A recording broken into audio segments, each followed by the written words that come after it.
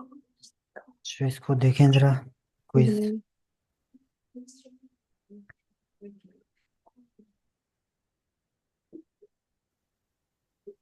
Why wheat flour is usually passed or near a magnetic Usually eat sources. before being packed? Sources.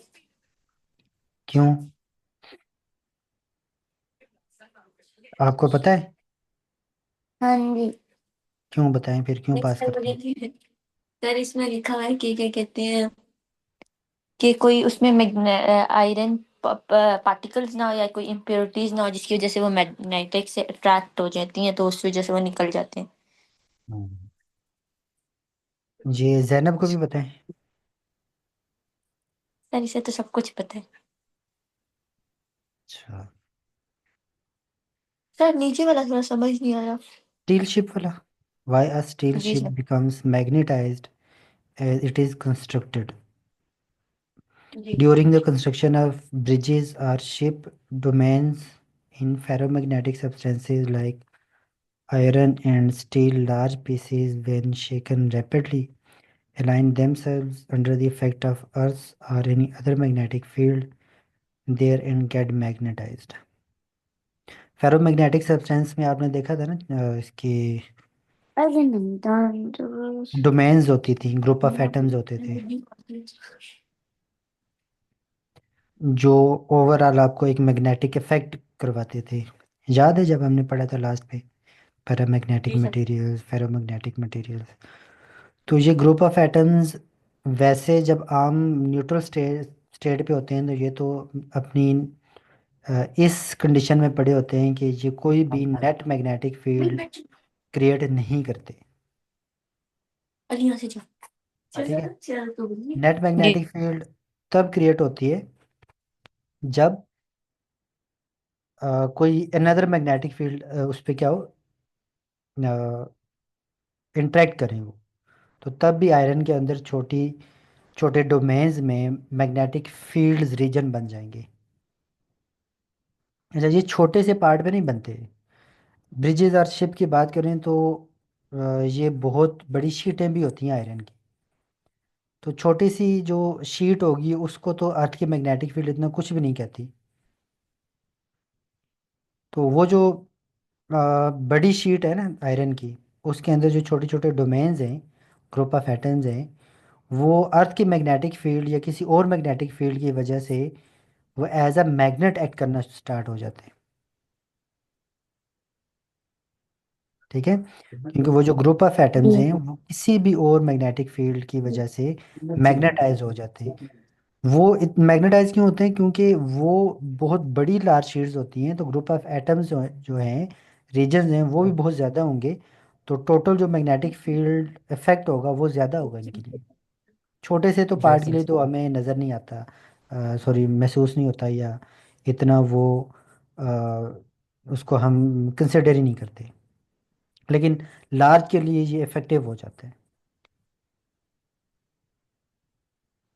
क्यों होते हैं? ये rapidly align themselves, ये सारे के सारे डोमेन जो है ग्रुप ऑफ एटम्स है, अपने आप को इस तरह से डोमेन अलाइन कर देते हैं कि टोटल जो नेट मैग्नेटिक फील्ड होती है वो क्रिएट हो जाती है। तो वो सब्सटेंस जो है वो मैग्नेटाइज हो जाते हैं। सही है। असाइनमेंट को देखें जरा जी। आगे। अब वेलोसिटी सिलेक्टर इन अ मास स्पेक्ट्रोमीटर यूजेस, हाँ वही मैं आपको बता रहा था कि उसकी जो मैग्नेटिक स्ट्रेंथ है वो बी, ये है। और word strength is needed to select a speed of, या स्पीड गिवन है। तो सिलेक्शन के लिए फिर क्या चीज़ मस्ट होनी चाहिए? कितनी स्ट्रेंथ की मैग्नेटिक सॉरी इलेक्ट्रिक फील्ड होनी चाहिए? तो ये हम्म। मेरी, क्योंकि अभी मैग्नेटिक सॉरी इलेक्ट्रिक फील्ड को अभी हमने रखना है। वेलोसिटी को भी फिक्स कर लिया है और बी को भी फिक्स कर लिया है। जी। अब मैं ये चाह रहा हूँ कि इस वेलोसिटी के पार्टिकल जो है वो स्ट्रेट जाएं, तो फिर मुझे या बी को चेंज करना पड़ेगा या ई को। जी।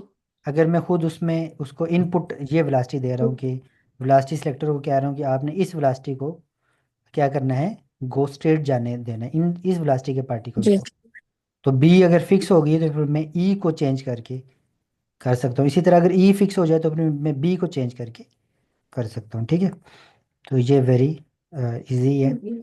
ये इसको देख लें, या डायरेक्ट लगा दें V, V is equal to E over B, या फिर इसने शुरू से लगाया हुआ देखें Q V B to E, V hmm. B equal to, तो यहाँ से कटिंग करके तो ये वैल्यू होनी चाहिए किसकी, इलेक्ट्रिक फील्ड की।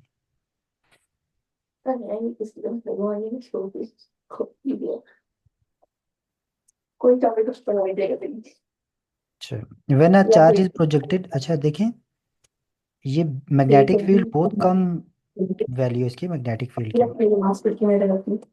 जी। लेकिन इलेक्ट्रिक फील्ड की बहुत ज़्यादा नहीं आ रही। हम्म। इसका मतलब है उतनी ही फोर्स के लिए, इन दोनों की फोर्सेस इक्वल है ना, मैग्नेटिक और इलेक्ट्रिक फोर्स, आपको इतनी इलेक्ट्रिक फील्ड चाहिए, जबकि उतनी ही फोर्स क्रिएट करने के लिए आपको जस्ट इतनी मैग्नेटिक फील्ड चाहिए।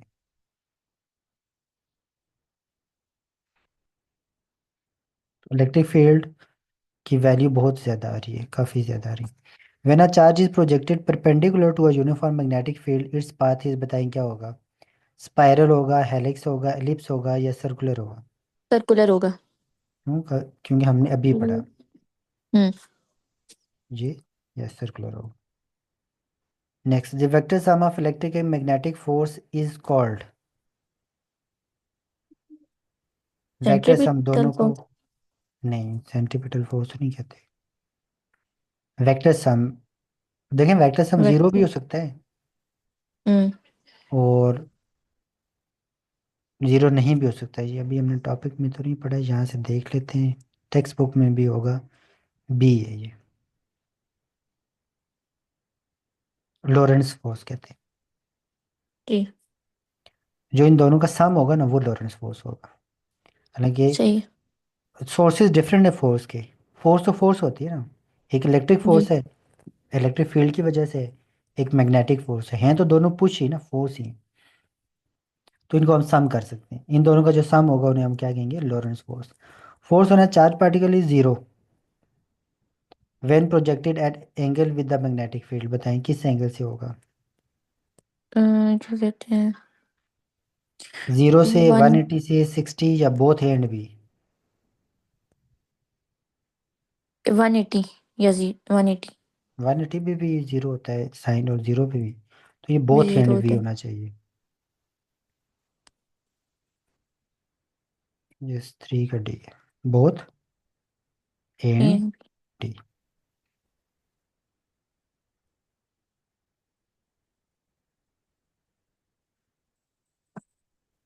ई over M of an electron is given by, ये वैल्यू आपने कहीं देख लेनी है, याद कर लेनी है। ठीक है। चार्ज टू मास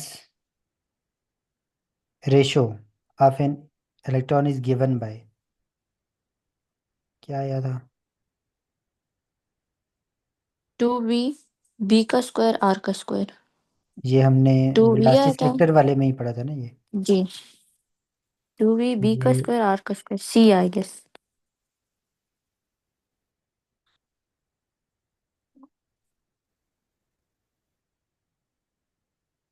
5 है, यस 5 का सी। If a charged particle moves in a straight line through some region of a space, अगर चार्ज पार्टिकल स्ट्रेट जा रहा है तो इसका मतलब है उस कोई फोर्स उस पर एक्ट नहीं कर रही। उस एक्ट नहीं कर रही। मैग्नेटिक फील्ड उस रीजन में हो सकती है। हाँ, लेकिन उस पे फोर्स तो कोई एक्ट नहीं करेगी। क्योंकि वो उस मैग्नेटिक फील्ड के साथ पैरेलल जा रहा हो, वेलोसिटी और मैग्नेटिक फील्ड जो है वो एक दूसरे के पैरेलल। पैरेलल हों तो नो फोर्स होगी, जबकि मैग्नेटिक फील्ड मौजूद है लेकिन उसका कुछ बिगाड़ नहीं पा रही, क्योंकि वो क्या उसके पैरेलल है। बी होगा। मैग्नेटिक फील्ड इज पैरेलल और anti parallel to the motion of charge, yes B. देखें 6 है, जी। बाकियों को भी तो पढ़ना चाहिए ना हमें, शायद वो अच्छा ऑप्शन हो। हाँ दोनों केस हो सकते हैं ना। अगर मैग्नेटिक फील्ड ही नहीं है तो तब भी वो सीधा जाएगा, अगर मैग्नेटिक फील्ड है लेकिन वो उसके पैरेलल है तभी वो स्ट्रेट जाएगा, वो अनडिफ्लेक्टेड जाएगा। हम्म। अगर magnetic field parallel to the motion of particle है तो वो स्ट्रेट पाथ में जाएगा, सॉरी सर्कुलर पाथ में जाएगा। ये डी ऑप्शन है, ये वैसे मैं बता रहा हूँ। आंसर इसका जो है वो ए एंड बी है। A charge q is placed stationary in a region where both the electric and magnetic fields are present. Initially, the charge will experience stationary है, station no force act. No force act होगा। Hmm. और electric field जो act करेगी ना उसकी तो velocity के साथ कोई उसका वो नहीं है ना, मैंने अभी आपको बताया था ऊपर। जी। तो फिर इलेक्ट्रिक तो फोर्स। यस इलेक्ट्रिक फोर्स होगा 7 का। यस बी 7 का भी। 8 देखें, direction of magnetic force on a moving charge particle through the magnetic field is perpendicular to the, किसके The परपेंडिकुलर होता है? direction of the magnetic force on a moving charge particle or a magnetic field is perpendicular to the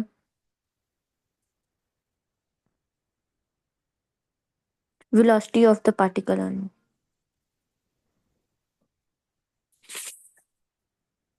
D. Both magnetic field and the particle of the charge. हाँ ठीक है, magnetic उसने कहा था कि वो जिसकी वेलोसिटी है वो कहते हैं परपेंडिकुलर होनी चाहिए मैग्नेटिक फील्ड के और उस पार्टिकल के। Direction of magnetic force on a moving charge particle through the magnetic field is perpendicular to the,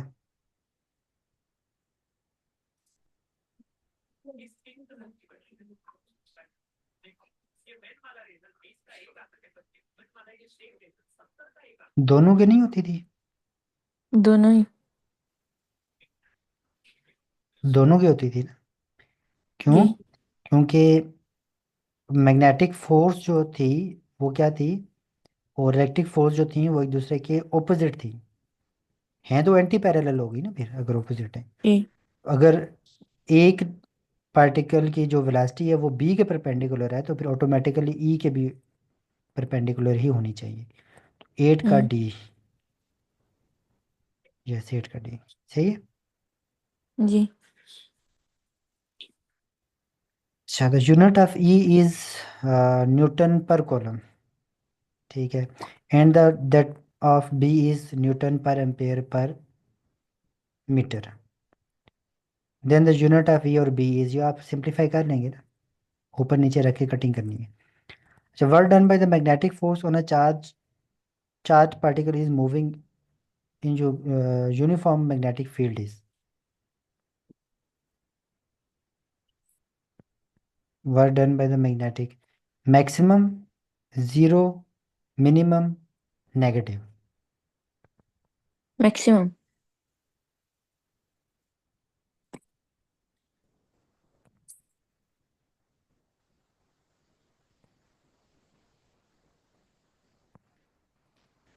कैसे कह सकते हैं, कितना है ये, 10 है। 10 0 है।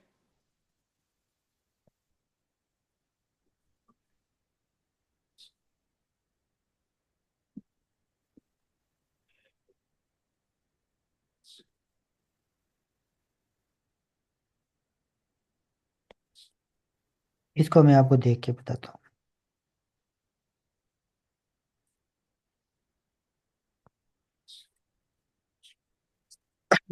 ठीक है। क्योंकि मैग्नेटिक फोर्स तो तब जीरो होगी ना जब वेलोसिटी उसके पैरेलल होगी, तो इसने तो कंडीशन ही कोई नहीं दी कि उसके परपेंडिकुलर है पैरेलल है, ये कैसे है? सर 9 वाला एक दफा दोबारा कराएंगे। इसमें रेशो हो गया ना, इसमें रेशो को देख लेते हैं हम।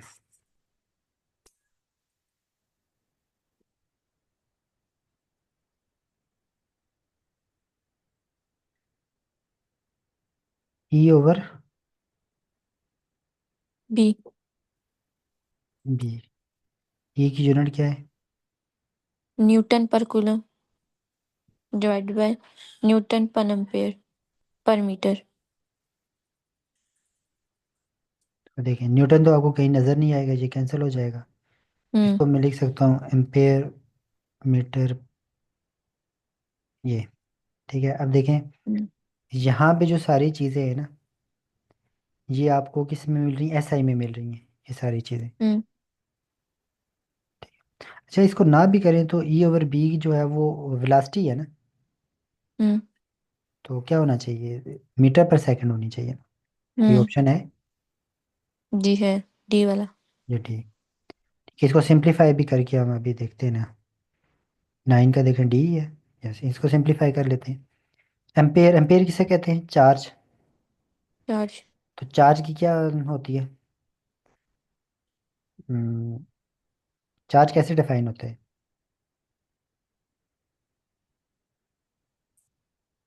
यही होता है ना, एम्पेयर पर हम्म। सेकंड ना।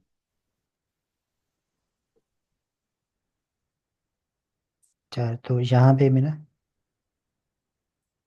एम्पेयर है, ये कैंसिल तो क्या रह गया? मीटर पर सेकंड। ठीक नहीं, ये मीटर पर सेकंड नहीं है, ये ऊपर चला जाएगा तो मीटर सेकंड हो जाएगा। है, मीटर सेकंड हो देखें जाए। ई ओवर भी हम, सर सही है ना, वो जो आपने 8 एम्पेयर डिवाइड बाय सेकंड लिखा है ना, पर सेकंड, वो ऊपर जब जाएगा उसके पास तो उसका वाला सेकंड हट जाएगा, तो यहाँ पे आप नहीं पर नहीं, सेकंड ना आप लिखे ना। ये पर सेकंड ना लिखो ना।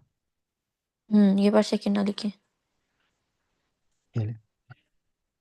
तो वैसे विद इन सेकंड ये आपको पता है इस तरह भी आ जाता है, ठीक है। ठीक है। क्योंकि हमने पढ़ा था ना कि दोनों साइड पे जो यूनिट होती हैं वो सेम होती हैं। हम्म। तो समटाइम ये चीज़ यूज़ करके ना आप राइट साइड की जो यूनिट है वो निकाल सकते हैं, इजीली निकाल सकते हैं। अदरवाइज आपको ये सारी ना सिंप्लीफिकेशन करनी पड़ेगी। अच्छा, 10 मैंने आपको बाद में कराना है। 11 देखें, magnetic force acts on a moving charge particle in magnetic field so as to change it speed, energy, direction, all of this. देखें स्पीड उसकी वो चेंज नहीं कराती, ठीक है ना। डायरेक्शन चेंज कराती है, जस्ट मैग्नेटिक फोर्स जो है वो जस्ट डायरेक्शन चेंज कराती है। स्पीड चेंज नहीं कराती, तो एनर्जी भी चेंज नहीं कराएगी। 1/2 एम हम्म। वी स्क्वायर नहीं चेंज कराएगी ना। नहीं। ठीक है, देखिए इसका 11 का सी है जैसा। ये याद रखना है, जो मैग्नेटिक फोर्स होती है वो जस्ट उसकी क्या कराएगी? डायरेक्शन को चेंज कराएगी। अच्छा, the E over M of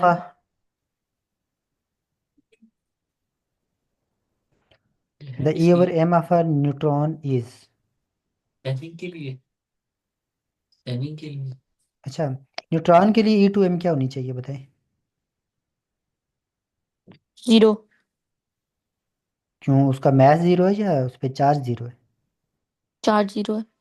0/m क्या हो जाएगा? जीरो आ जाएगा। जीरो जो। Lawrence force is given by, ये आपकी टेक्स्ट बुक में नहीं है ना लॉरेंस फोर्स। नहीं। देखिए ये मैग्नेटिक फोर्स है और ये इलेक्ट्रिक फोर्स है।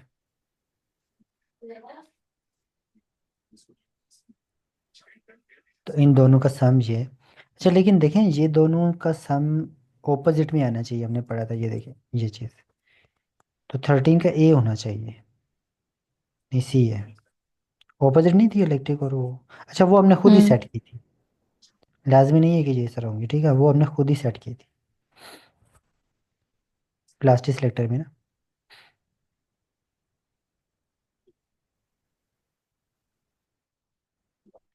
13 की समझ आई है? जी सर। उसने यही कहा था ना कि electric force plus magnetic magnetic force, force. तो ये दोनों वही फोर्स है और उनका सम है। नेक्स्ट देखें, which one of the following particles moving in a magnetic field can not be deflected? नहीं सर, इस आपने एक छोड़ दिया, 14 छोड़ दिया। the charge charges moving perpendicular to magnetic field experience force maximum. maximum. Which one of the following particle is moving in a magnetic field cannot be deflected? Alpha, beta, electron या neutron? Neutron. हाँ, जिन पे charge कोई नहीं होगा। Q V B. Hmm. Q V B. ठीक है, तो ये जीरो, वी तो जो प्रोजेक्ट होंगी कोई ना कोई सी होगी, whatever these values are, तो ये जीरो होगा तो एफ जो होगी वो जीरो हो जाएगी। तो न्यूट्रॉन जो होंगे वो क्या होंगे? गो अनडिफ्लेक्टेड।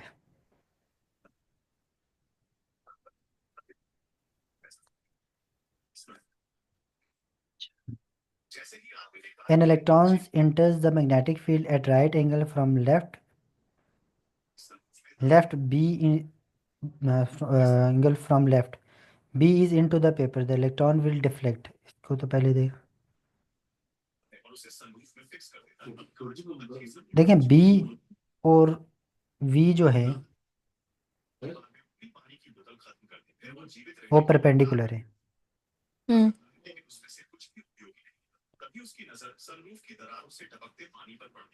तो आउट ऑफ पेपर आएगा ना ये, अपवर्ड होना चाहिए 16 के लिए। ये सी लिखा हुआ है, downward. An electrons enters the magnetic field at right angle from left, ये पेपर है, B is into the paper। into the paper यूं ही करते हैं,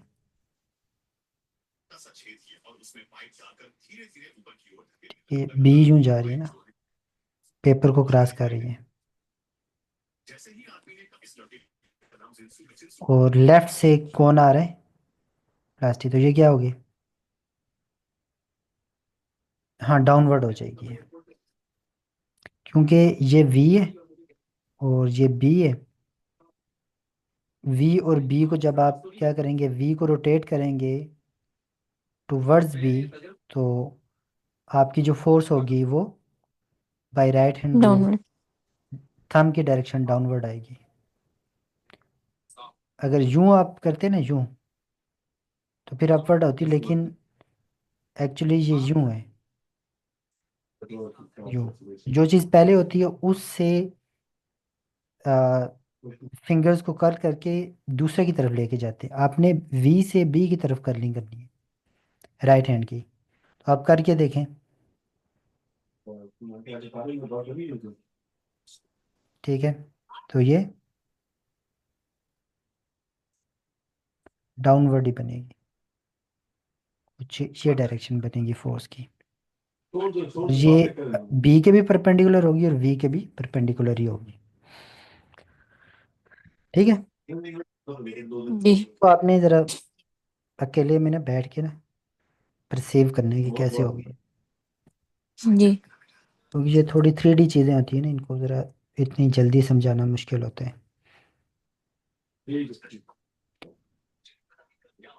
अच्छा, the value of E to the M is smallest for, किसके लिए सबसे कम होनी चाहिए? प्रोटॉन के लिए, इलेक्ट्रॉन के लिए, बीटा पार्टिकल्स के लिए या पॉजिट्रॉन के लिए? प्रोटॉन्स। क्योंकि प्रोटॉन का जो मास है वो सबसे ज़्यादा है, तो मास ग्रेटर होगा तो रेशो कम होगी, ई ग्रेटर होगा तो रेशो ज़्यादा होगी। बड़ी।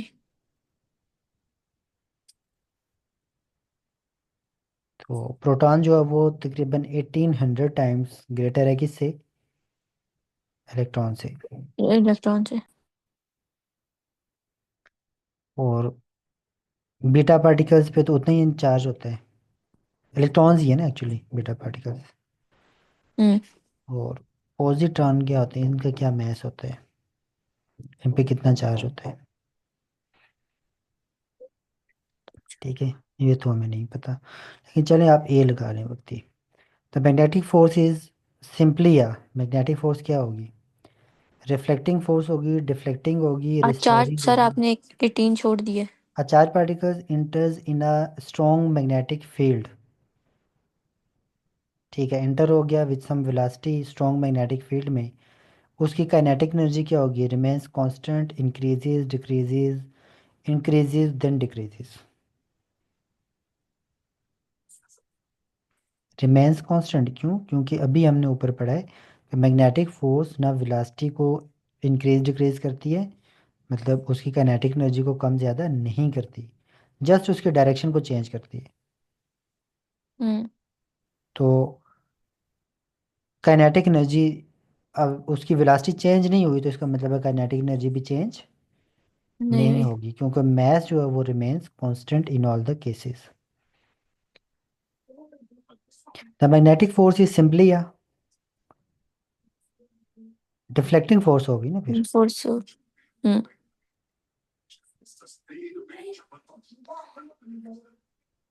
तो ये आपके कितने थे? 19 थे, इसमें से ये मैं आपको अगेन करवाऊंगा, इसको जरा देख के। नेक्स्ट सेकंड, टार्क होना, current carrying coil in a magnetic field. अच्छा, टॉर्क जब भी कोई चीज रोटेट करती है ना, इसमें ठीक है, टॉर्क प्रोड्यूस होता है। हम कहते हैं टॉर्क प्रोड्यूस हो गया। ठीक, एक्चुअली जो टार्क होता है ना वो रोटेशन प्रोड्यूस करती है। जैसे फोर्स होती है ना, वो एक्सेलरेशन प्रोड्यूस करती है। और लीनियर एक्सेलरेशन जब कोई चीज़ गेन करेगी तो उसको लीनियरली मूव करना चाहिए। समझ आ गई? अच्छा, जी। जब टार्क एक्ट होता है ना बॉडी पे तो एंगुलर एक्सेलरेशन प्रोड्यूस होता है। तो अगर कोई चीज़ या कोई बॉडी एंगुलर एक्सेलरेशन गेन करती है तो उसे क्या करना चाहिए? लीनियरली मूव करना चाहिए या रोटेट करना चाहिए? रोटेट। रोटेट करना चाहिए। मैंने आपको बताया था, क्योंकि ये चीज़ें मैं आपको थोड़ा शॉर्ट शॉर्ट बता रहा हूँ। टॉर्क जो है वो वही रोल प्ले करता है इन रोटेशनल मोशन जो रोल फोर्स प्ले करती है इन लीनियर मोशन। हम्म। लेकिन force angle sorry acceleration produce करती है लीनियर मोशन में। टॉर्क भी एक्सेलरेशन प्रोड्यूस करता है, जिसे हम एंगुलर एक्सेलरेशन कहते हैं इन सर्कुलर मोशन या रोटेशनल मोशन। ठीक है ना? तो एक लूप अगर आप ले लें और उसमें शर्त क्या है, करंट हो, और उसको आपने किस में रखना है? यूनिफॉर्म मैग्नेटिक फील्ड में। तो उस लूप के ऊपर फोर्स क्रिएट होगी। और एक्चुअली उसकी जो दो साइडें होंगी उन दोनों साइडों पे देखें, पता है ना टॉर्क कैसे प्रोड्यूस होता है? इस केस में जी जो सर। टॉर्क होगा वो कपल होगा। देखिए ये हम्म। आपकी मैग्नेटिक फील्ड है।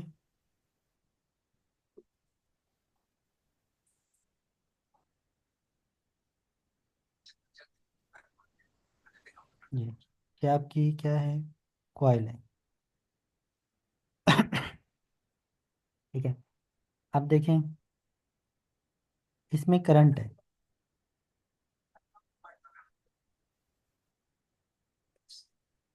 इसमें क्या है? करंट है। अब ये करंट इसमें ऊपर जा रहा है, इसमें नीचे जा रहा है। हम्म। ठीक है, F is equal to I L B sine of theta. और ये क्या आ गया? N cap.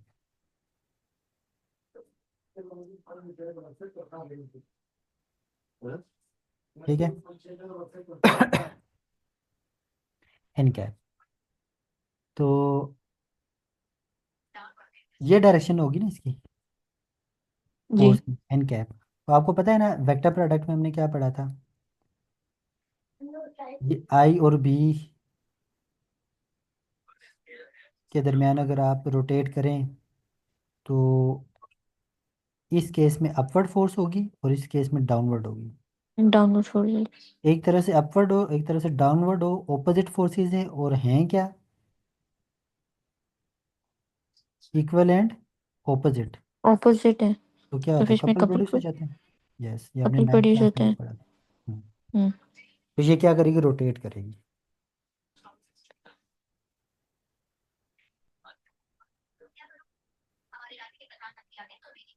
ठीक है, ये क्या करेगी, रोटेट करेगी।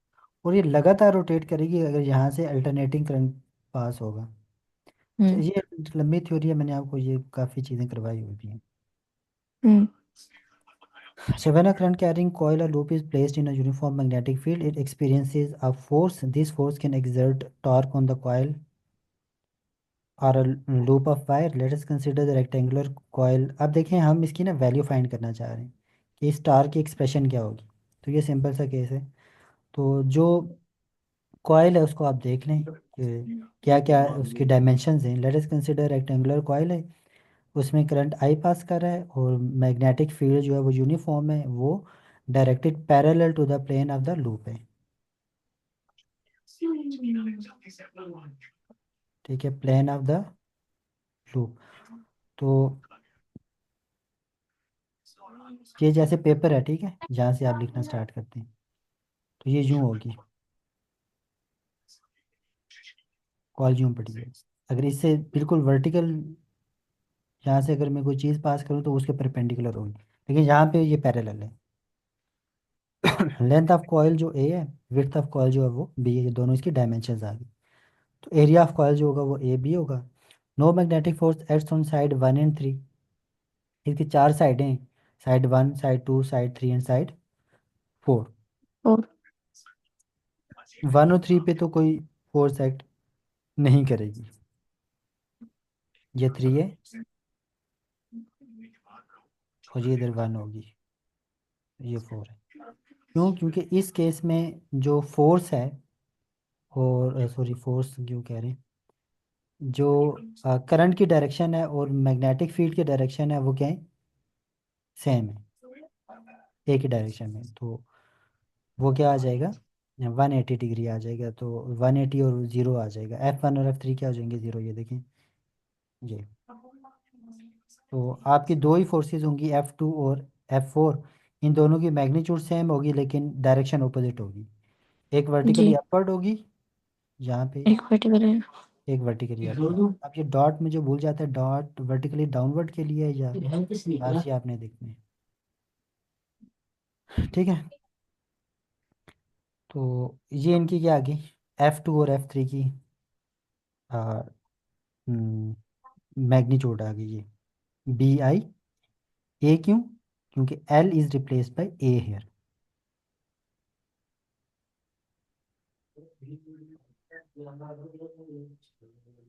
अच्छा, ये बताना चाह रहा है कि होता कैसे है प्रोड्यूस। तो वो तभी होगा जब दोनों जगह पे, दोनों साइड पे ऑपोजिट एंड इक्वल फोर्सेस लगेंगी। हम्म। तो दो ही फोर्सेस हैं वो जो रह गई हैं, F2 और F4। F1 और F3 जो हैं वो क्या हो गई हैं, ज़ीरो हो गई हैं। ये इक्वल इन मैग्नीट्यूड है बट ऑपोजिट इन डायरेक्शन है, तो क्या प्रोड्यूस करेंगी, कपल प्रोड्यूस करेंगी। These two forces produce a torque that rotates the loop about the axis. तो टार्क जो होगा वो टोटल, ये देखिए इन दोनों का क्या होगा, सम होगा। सम होगा और F2 तो है और फिर इससे क्या होगा, उसमें। मोमेंट आर्म हाफ में लेंगे ना। मोमेंट आर्म देखें, हम्म। एक्सिस ये है, इसका एक्सिस ये। तो ये हम्म। सारी अगर आधा आपकी ये इधर ये रोटेट है। कर, आधा। हम्म, इसके लिए तो जीरो है ना। ये अगर ए है तो इसका मोमेंट आर्म क्या हो जाएगा, यहाँ से लेके यहाँ तक A/2, या फिर यहाँ से लेके इस एंड तक A/2 है। जी। ठीक है।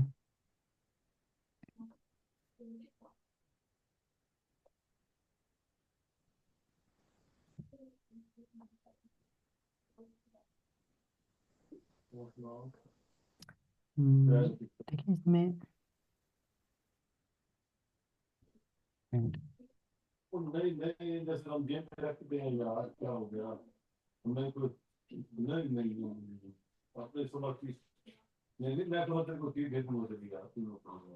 ये ए है और ये बी है।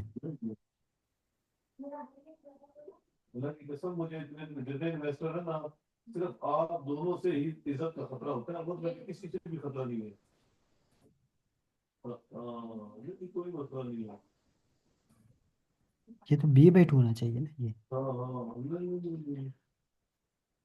b/2 ही लिखा है। a/2 भी तो है, अच्छा b/2 से ही है। ठीक, f2 टाइम b/2 ये लिखा हुआ है, सही है। मैं इसको देख रहा हूँ। Now putting the values f2 and f4 from equation 2 and 3, इन दोनों में f2 और f4 की वैल्यू पुट करें और ये इनको सिंप्लीफाई करें, तो ए बी जो वो रिप्लेस बाय द एरिया, क्योंकि ये विड्थ है और ये लेंथ है, तो ये टार्क आ जाएगा IBA। ये ना टार्क एक्टिंग होना सिंगल लूप है, टार्क एक्टिंग होना सिंगल लूप है ये। अगर आपके पास n नंबर ऑफ लूप्स होंगी, हम्म। तो फिर ये टोटल टास्क सबको मिला के कितना हो जाएगा ये। ठीक है, तो स्पेशल केसेस तो मेरे ख्याल में आपसे हो जाएंगे, जी सर। वो इतने मुश्किल चीज़ नहीं है। तो 10 मिनट की फिर ब्रेक लेते हैं, तो फिर हमने ये करना है इसका, ये बहुत इंपॉर्टेंट है, ये इंपॉर्टेंट है, इसके ऊपर जी लिख सर। लें। जी गैल्वेनोमीटर, सर। ये कुछ कैलकुलेशंस हैं, ये इंपॉर्टेंट है। और इसके मैं आपको पहले कुछ बना के दूंगा, क्वेश्चन बना के दूंगा कि आपने इसमें करना क्या है, क्योंकि ये इंपॉर्टेंट है। हम 10 मिनट के बाद सही सर। दोबारा स्टार्ट करते हैं, ठीक है। सर केमिस्ट्री का फिनोल्स पढ़ा देंगे आज? देखते हैं, इसको आज ख़त्म करने की कोशिश करते हैं ना। चलो ठीक है। ठीक है, ये कितना रह गया, बस यही है ना। गिलवेनोमीटर लास्ट है। गैल्वेनोमीटर है, एक नहीं ये और भी है ना, ये लास्ट है वो ये। एम मीटर, वो एमीटर बाकी भी वो रहने पढ़ने ना। वाले हैं। हाँ वो थ्योरी है, चलें। वो थ्योरी है। लेकिन ये मैं कोशिश करता हूँ ना ये ख़त्म हो जाए आज, फिर देखते हैं चलो हमारे ठीक। पास कितना टाइम बचता है। ठीक है, क्योंकि आज अगर हम यहाँ से फ्री ना हुए, तो हाजी साहब का आज टेस्ट था ना, हम्म। तो उन्हें फिर एक दिन और मिल जाएगा टेस्ट का। ठीक है। ठीक है, चलिए मैं 10 मिनट के बाद दोबारा स्टार्ट करता हूँ, ठीक है। Okay sir. चलिए, ओके।